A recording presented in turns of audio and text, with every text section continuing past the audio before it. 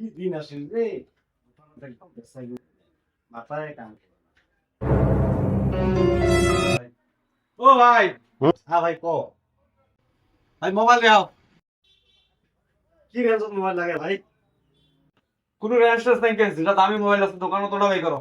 দামি মোবাইল নিয়ে দেখছি রে, চাটা খিলে দেখবো। তাহলে চাটা খাও। না না চাটা না, মোবাইল বাই করো।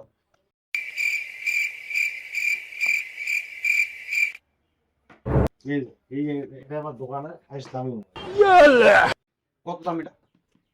65,000 টাকা। এর দাম বেশি আছে, অন্য মোবাইল দাও।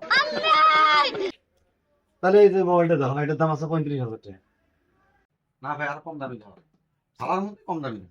তাহলে ভাই এটা দেখো, এটার দাম আছে 20,000 টাকা। ভাই না আরো কম বাই করো।